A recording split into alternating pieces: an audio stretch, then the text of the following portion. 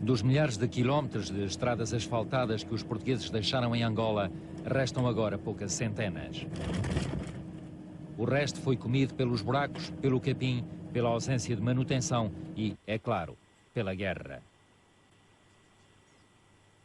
Assim é para as estradas, os caminhos de ferro, as pontes. Angola, como país desenvolvido que era, está reduzida a um arquipélago de cidades degradadas, separadas umas das outras como ilhas isoladas ou burgos medievais.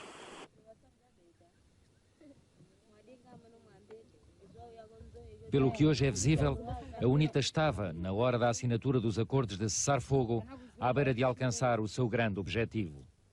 Paralisar por completo a economia angolana entrega um governo manifestamente incapaz de alterar o curso da guerra. Essa é a explicação para o facto de Angola e Luanda, designadamente, terem sido feitas durante uma guerra e desfeitas durante outra? Mais ou menos. Eu não diria desfeita, eu não utilizei a palavra desfazer, porque, afinal, alguma coisa existe, alguma coisa foi preservada, alguma coisa também foi feita, não é? Mas, alguma coisa foi feita, mas, naturalmente, há sérios problemas, há muitos problemas de organização, há muita coisa destruída, portanto, há muita coisa por refazer. Quais são as maiores dificuldades, os maiores desafios com os quais Angola é confrontada neste momento?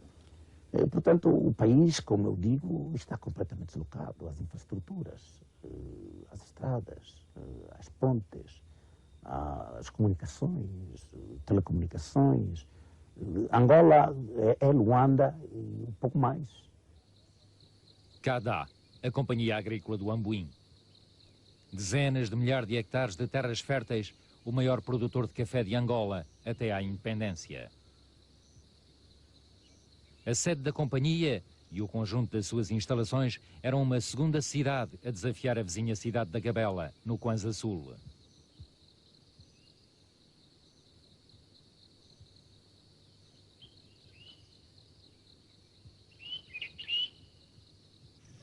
Hoje, a CADA é um amontoado de ruínas, com a produção de café reduzida de mais de 12 mil toneladas ano para praticamente zero.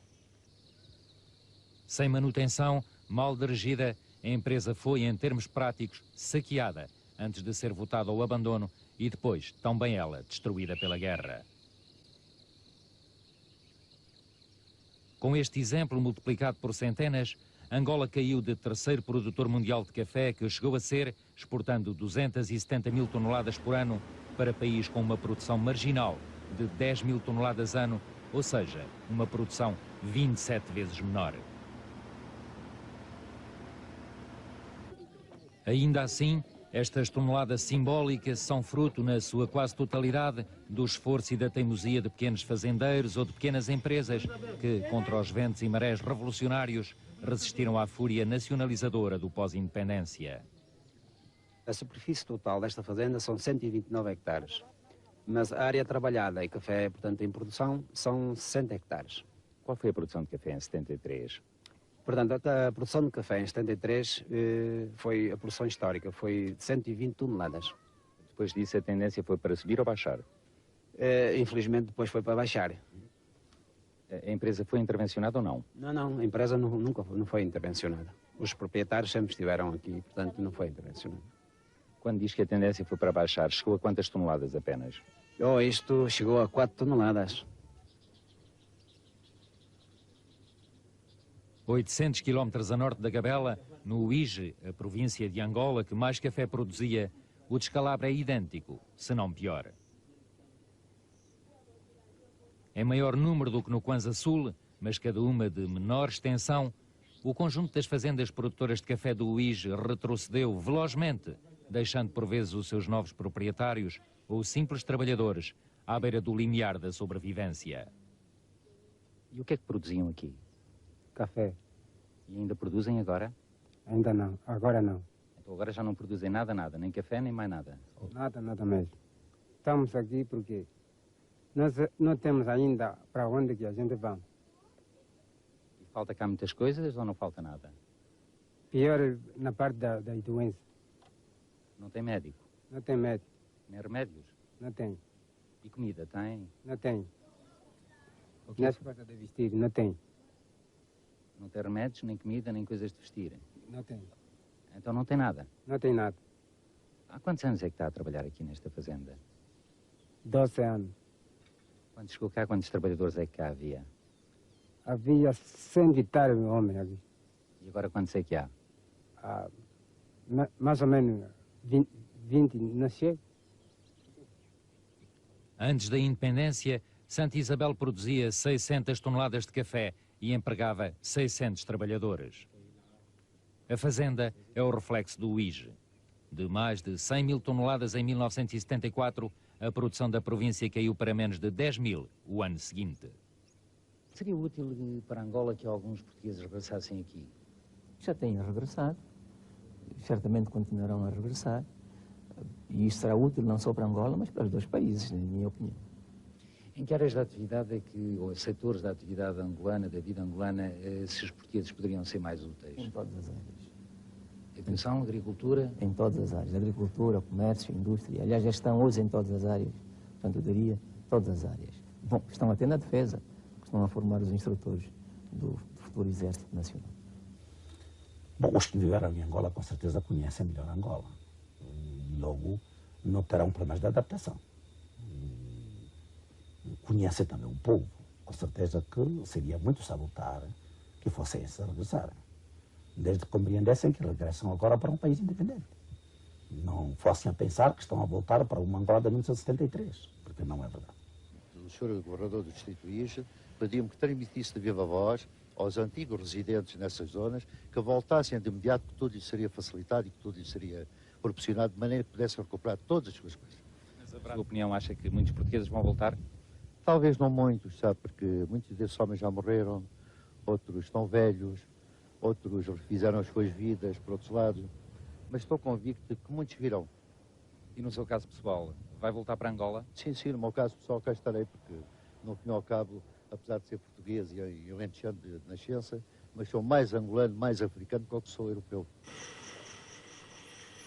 Dos que encaram a hipótese de regressar, simples fazendeiros ou grandes empresas, nenhum parece interessado na exploração do café.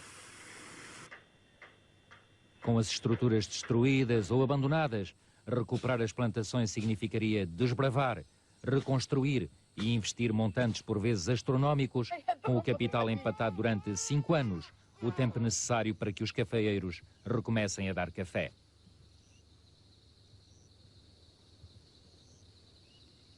Num terreno cuja topografia impede a mecanização, cada tonelada de café exige, em média, 1000 trabalhadores para as tarefas anuais. Ora, a maioria da mão de obra disponível é exatamente a que perdeu os hábitos de trabalho durante os 16 anos da guerra. E depois, e ainda que ultrapassados estes obstáculos estruturais, sobra a dura realidade do mercado internacional. O quilo do café vende-se a 180 escudos e o custo de produção em Angola do mesmo quilo rondaria hoje os 300 escudos. Com um tal panorama, é inevitável que acabe por sobrar para o Estado angolano um número de plantações bem maior do que ele próprio desejaria. À semelhança do que aconteceu já com o resto de África, também Angola corre mais o risco de ser abandonada do que propriamente cobiçada. Ainda assim, o governo angolano mantém uma atitude ambígua no que respeita à devolução dos bens privados aos seus antigos proprietários. Por um lado, declara estar disposto a fazê-lo. Pelo outro, vai legislando, como em janeiro deste ano, no sentido de confiscar as propriedades ocupadas em 1975-76. Na prática, cria um pantanal jurídico-político e um monstruoso labirinto burocrático onde os que pretendem regressar acabam inevitavelmente por se perder e Angola por perdê-los a eles. Temos hoje uma nova realidade. Muitas das propriedades que foram abandonadas têm novos donos. E, por conseguinte, qualquer devolução deverá ser sempre objeto de negociação e os assuntos serão tratados de forma casuística. Mas, de qualquer das formas, o Sr. Presidente mantém o princípio da devolução ou da indemnização. Eu acho que eu mantenho o princípio da negociação de novos termos para um relacionamento entre Angola e Portugal, entre empresários angolanos e empresários portugueses. É que uma Europa unida dá aos europeus oportunidades imensas. Bom, é preciso que os africanos que quiserem beneficiar da técnica, da cooperação com os países europeus, estejam bem organizados. Se não estiverem organizados politicamente, economicamente, não tiverem programas viáveis, vai ser difícil atrair gente para cá, porque a Europa fica mais atraente. Em 1974, Angola era um país excedentário ou autossuficiente no que respeita às suas matérias-primas e produtos agrícolas. Produzia 100 mil toneladas de sisal, ocupando o 4º lugar mundial, 150 mil toneladas de milho, 78 mil de bananas, 100 mil de algodão. Todas estas produções estão agora reduzidas a zero. Os números são enfadonhos.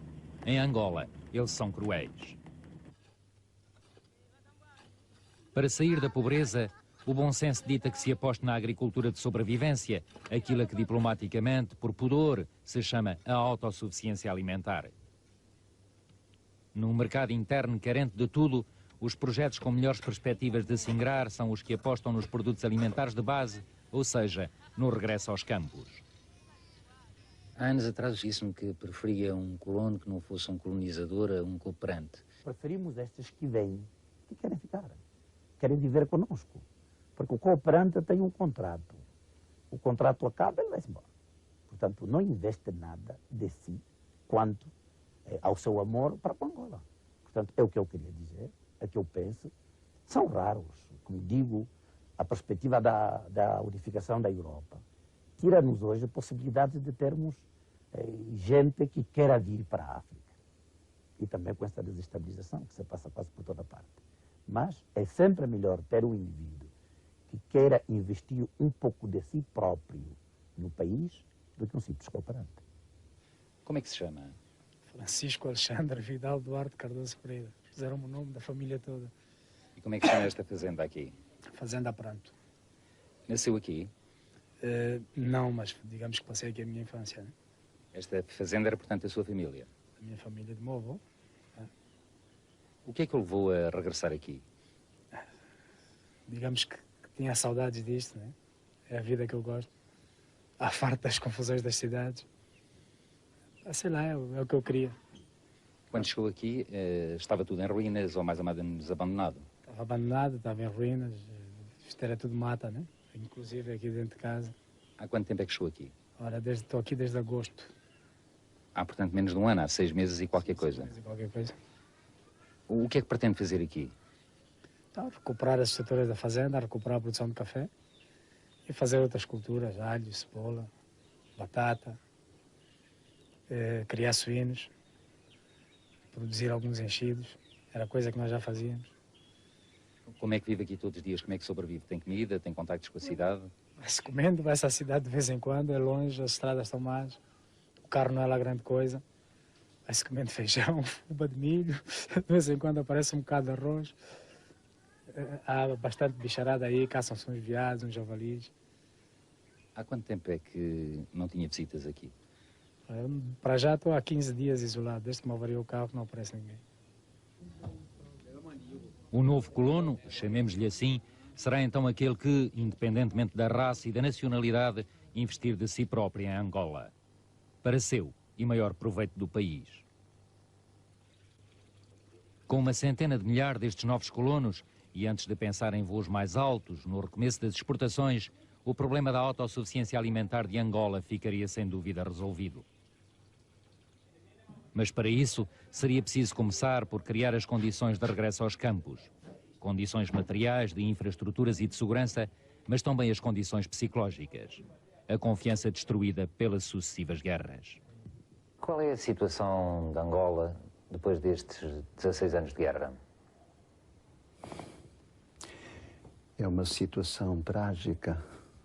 Um país destruído e um povo, pois, em situação de miséria, de fome, de escolaridade, na saúde, com todos os problemas para resolver. Começar do princípio outra vez, em muitas coisas. Houve populações em Angola que foram obrigadas a deslocar-se várias vezes ao longo destes últimos anos, a guerra colonial e depois a guerra civil. Durante estes anos, pelo menos no norte onde eu vivo, eu penso que muita gente perdeu tudo quanto tinha pelo menos 5 ou 6 vezes, devido à necessidade de fugir de um lado para o outro para escapar à morte da guerra. E isso depois traz consigo um traumatismo, naturalmente, nessas pessoas. Tudo isso supõe uma necessidade de reconstrução dessas terras, dessas povoações e ajudar essas populações. Dos países da região, o único que por hora aposta em Angola é a África do Sul. De certo modo, apostam um no outro, embora Jonas Savimbi, mais do que José Eduardo dos Santos, ponha algumas reservas quanto à evolução das potencialidades da África do Sul, se e quando a maioria negra se instalar no poder, em Pretória. No que respeita à África do Sul, pensa que esse poderio económico se manterá com a instauração de uma maioria negra no poder? Eu penso que sim. A África do Sul dispõe de quadros suficientes para isso? A África do Sul dispõe dos quadros suficientes para isso e as forças que lutaram contra o apartheid, as forças democráticas da África do Sul, incluindo aqueles que hoje são considerados ainda movimentos de libertação, tiveram tempo de tirar os ensinamentos, digamos, da recente história da África.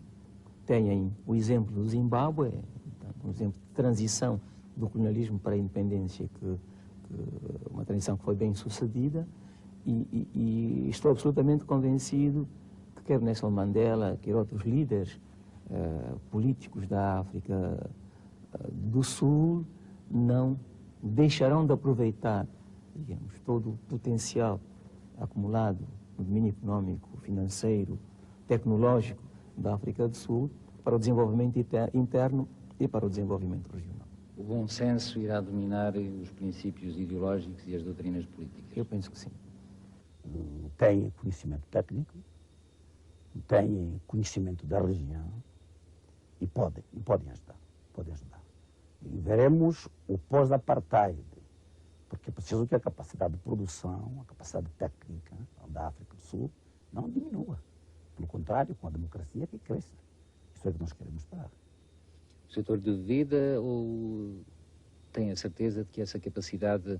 Não sabemos, porque as independências depois trazem surpresas.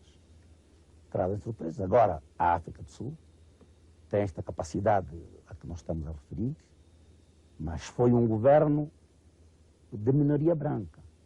A técnica foi criada pelos brancos na África do Sul. Mas agora já não será assim. Os outros terão também a mesma capacidade, a mesma disciplina de trabalho. Eu não quero duvidar, mas é preciso esperarmos que aconteça tudo por melhor.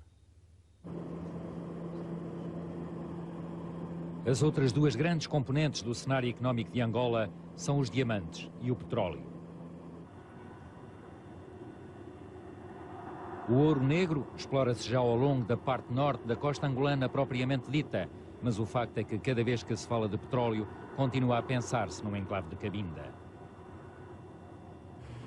A produção do petróleo é o único indicador económico que não retrocedeu em Angola desde a independência.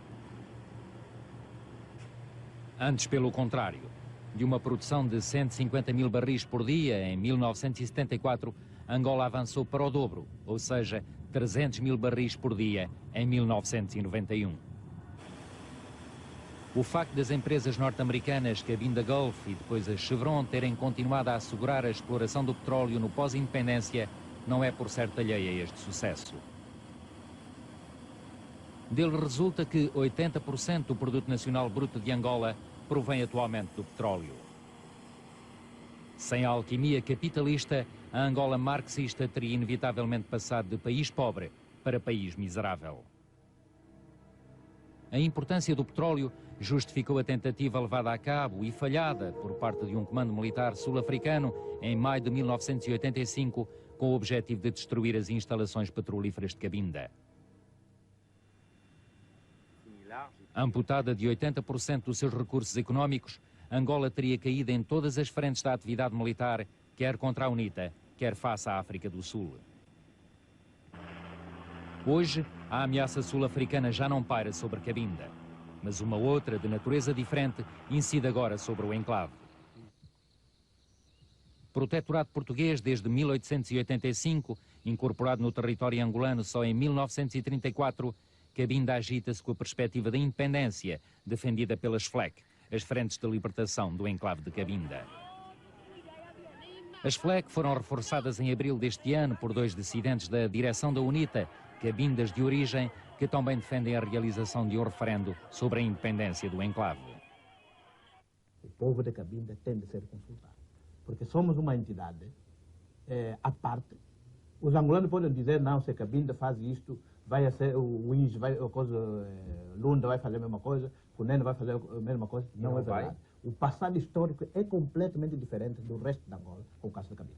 É preciso que o caso de Cabinda seja metido na Constituição, já que estamos na fase da aprovação e da revisão da Constituição. Então que se introduza a questão de Cabinda na Constituição, porque é um caso. Levando em consideração a hipótese de uma eventual independência. Bem, independência depois do referendo, sim. Ou de um referendo onde esteja em causa. Um referendo, absolutamente. Cabinda, as FLECs têm tido contactos com as FLECs? Nós temos tido contactos com as FLECs ultimamente, tivemos em Paris e tivemos também na Suíça e vamos continuar. Em Luanda, o governo do MPLA e a UNITA não negam a existência de um problema Cabinda e reconhecem a sua especificidade. Mas se muito divide José Eduardo dos Santos e Jonas Savimbi no plano político, neste caso, ambos estão de acordo. O máximo que admitem é a hipótese de um estatuto de autonomia para Cabinda, parte integrante do Estado angolano. Bom, neste momento, Cabinda é parte integrante do território nacional, é uma das províncias de Angola. Há um movimento que reivindica a independência em Cabinda, mas sabemos que também há muitos cidadãos naquela parcela do nosso território que buscam uma solução para as reivindicações das populações e de alguns quadros da área que não seja a independência ou a separação total de Angola. Portanto, nós procuraremos uma solução que mantenha Cabinda integrada no todo nacional, mas que dê satisfação a essas aspirações, algumas dessas aspirações. O Estatuto da Região Autónoma? Mais ou menos. E, portanto, nós nunca escondemos a nossa posição, quer publicamente, quer para com os nossos antigos companheiros de luta, que nós somos por uma autonomia que se discutisse com o povo de Cabinda, termos em consideração os sentimentos dos homens de Cabinda, porque Cabinda só transformou-se em província de Angola em 1956, portanto recente, era um protetorado português, logo mais nunca independência, absolutamente. Não há ninguém, não há governo nenhum. Governo da UNITA ou governo do MPLA, não há governo nenhum que vai aceitar a independência de Cabinda.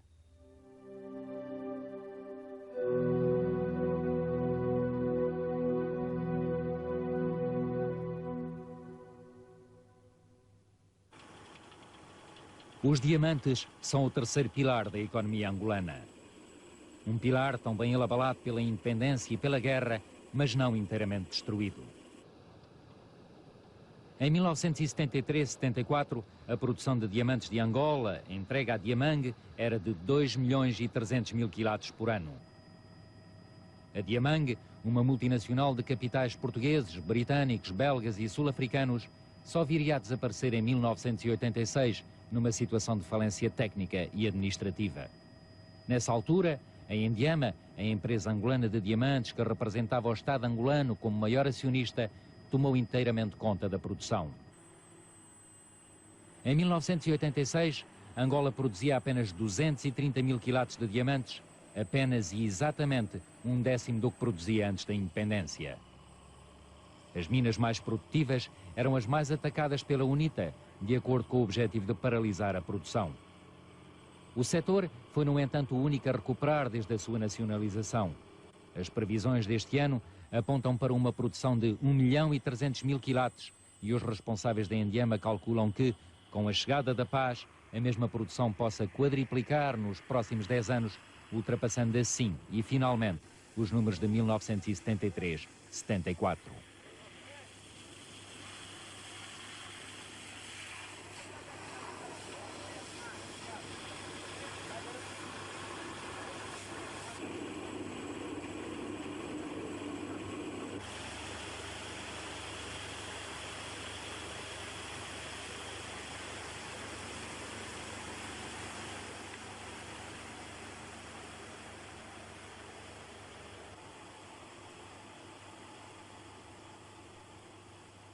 De cada um destes cofres de cascalho sairá um punhado de diamantes.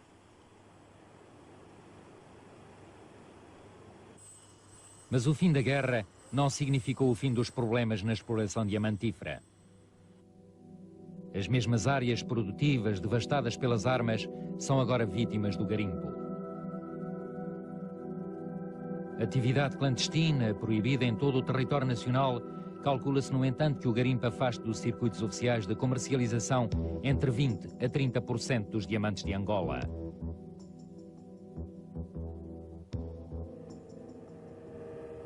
Com a economia oficial à beira do colapso, os casos de empreendimentos bem-sucedidos reduzem-se à ação de algumas empresas particulares. A que foi criada em 1982 por um pequeno grupo de portugueses oriundos de Moçambique é exemplar. Fundada a partir do zero, a empresa original de recaustagem estende agora as suas atividades à agricultura e ao turismo, com uma forte componente social em todos os seus investimentos. O Mossul tem 4.000 habitantes e não havia nem escola, nem padaria, nem posto médico. E então, dentro desse complexo turístico que nós vamos construir, nós criamos a obrigação de colmatar essas necessidades. E então construímos esta escola, esta padaria, este posto médico e portanto, eletrificámos esta área e demos a água. Uma gota de água na imensidão de Angola, é certo, mas igualmente uma demonstração de empenho do investidor que se identifica com o país.